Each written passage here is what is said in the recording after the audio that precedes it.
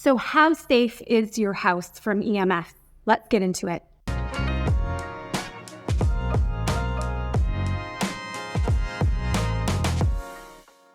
So we've all heard of EMFs, but how do we know if we are protected from them, especially in our home?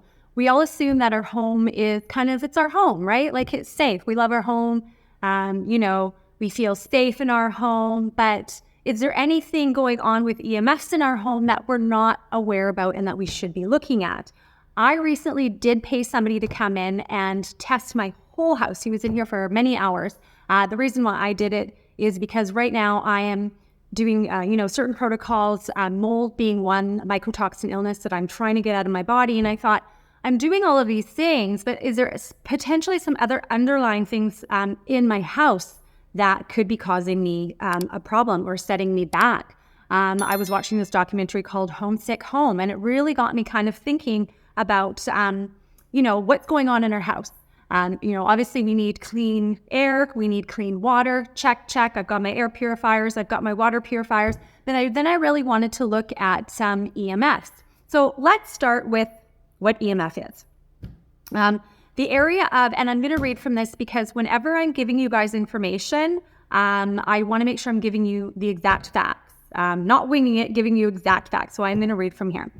The area of electromagnetic radiation, EMR, also called electromagnetic field, EMF, encompasses many types of man-made and natural energies. The types of EMR are related to each other by the rate at which each vibrates. The rate of vibration is termed frequency in cycles per second or hertz. The electromagnetic spectrum relates these types of radiation by the frequency of vibration. Some EMFs are a large concern for us. Many forms of EMFs have biological effect on us even at low levels. And this has been confirmed by the World Health Organization. So what can EMF do to us, and what do we want to stay away from as much as we can? So EMFs influence metabolic processes in the human body and exert various biological effects on cells through a range of mechanisms. EMF disrupts the chemical structures of tissue, since a high degree of electromagnetic energy absorption can change the electric current in the body.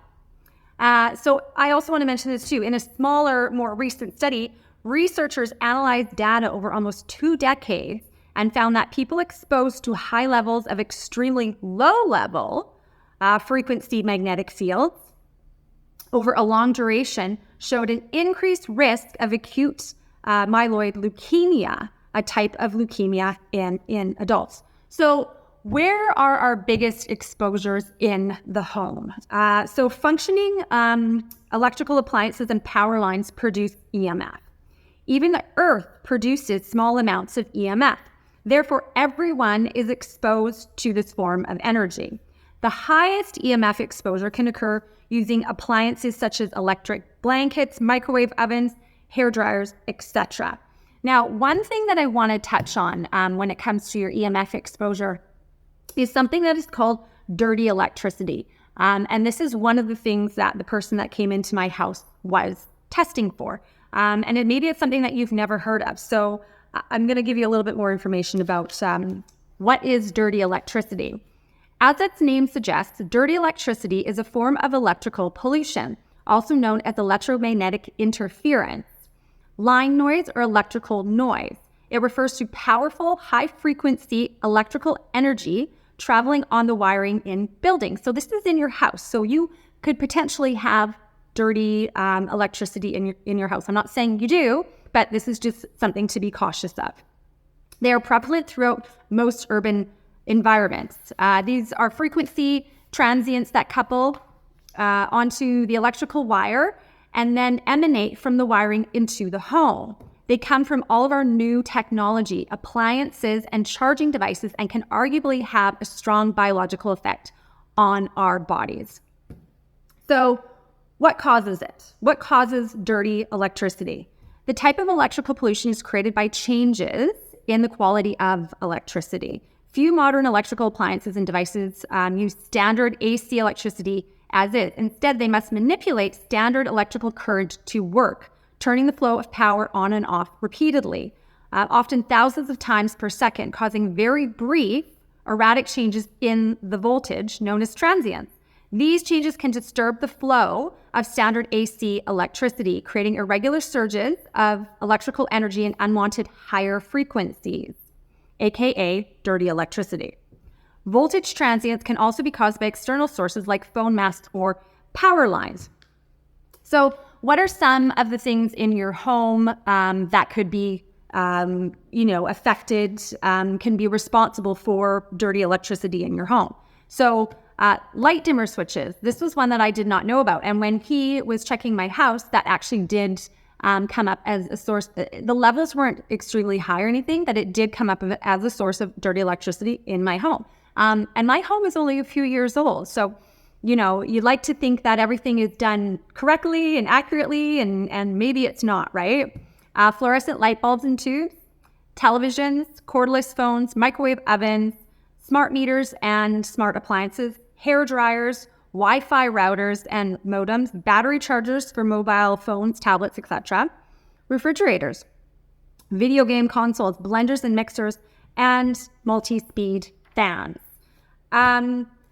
So what can we do about it? What can we do about dirty electricity or EMFs that, are running through our home? Well, the first thing we need to do is test it to see if it is there. So the removal, though, they say the removal of dirty electricity, meanwhile, has been linked by scientists to a variety of improvements in health. Plasma glucose levels in diabetic patients, symptoms of multiple sclerosis, asthma and other respiratory illnesses, and insomnia. So these are things, and when I was speaking to the guy that came out to the house, he said one of the number one reasons why he does this, and he does this for a living, is people call them to come out to their house because they just can't sleep at night. So, and here's another thing that I actually learned about this. I just always assumed that if I had EMFs, running through my computer or my microwave or whatever, that it would kind of affect the whole house. And what I didn't realize is that you can have certain hot spots in your house. Now, I had my office looked at, and I'll get into that in a second, but I was starting to feel really fatigued at my desk. And we found out that, there was too much EMF running through my office. So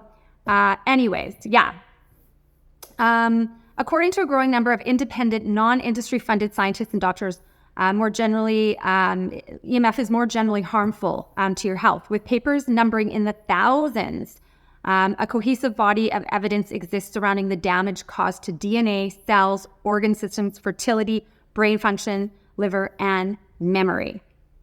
So to work out if dirty electricity is entering your home from an internal or external source, try the following. So this is something that you can do. I obviously opted to pay to have somebody come in, but this is something that you can do, at home. So using an appropriate meter, when they say appropriate meter, the guy who came to my house had a couple of devices. I think one of those devices was like $10,000. You can go onto Amazon. I'm trying to give you a do-it-yourself option here. Look for a meter reader that can measure EMF in your home. Read reviews. I'm not going to say spend $100. I'm not going to say spend $1,000 on it. You do your own research. So using an appropriate meter, take readings inside your home with everything plugged in and switched on as normal. Then, obviously mark down your readings, turn off all electrical devices and switches inside your home, then take another set of meter readings, mark that down. If dirty electricity levels are high when everything is switched off, then the source of the problem may be external. Consider installing a wire-in power filter at the point where the electricity supply enters your home.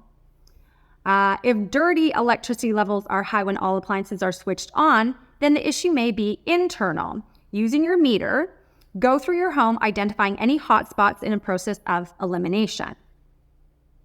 Wherever the meter readings indicate that dirty electricity levels are high, plug power filters into your electrical wall outlets. A wire-in filter should still condition internal dirty electricity, but the plug-in version provides a cheaper portable solution. However, wire-in models are more powerful as they can condition all circuits, whereas you may need to buy several plugins for large buildings. And that's what I did. There were certain areas in the house where he said,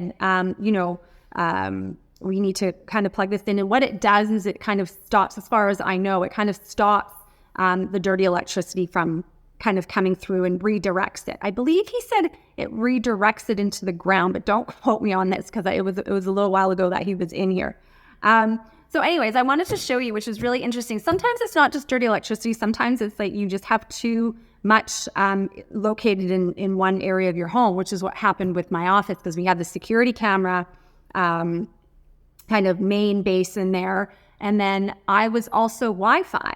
So I'm going to show you a little clip here right now that shows basically what his meter reader was doing, literally standing at the edge of my office where he would go into my office and then outside my office, into the office, outside my office.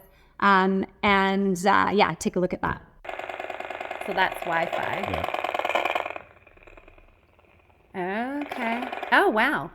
That's how direction works. That's okay. Right? Yeah. So you can see the difference literally standing outside my office and then inside my office. So we had to make a couple of changes in there. And we moved the security camera upstairs to a room where nobody really uses it. And then I went from Wi-Fi to plugging into the Ethernet. And I didn't actually take footage of what it was after, but anyways, it was all good. It was a lot better than what you just saw. So, is it something that we all need to worry about? I think it's something that should be looked at. Yeah, because the studies are there. Like I said, you don't have to spend $1,000 for somebody to come in. You can do the work yourself. But I'd be curious if there's anything else you guys want me to look into with regards to this.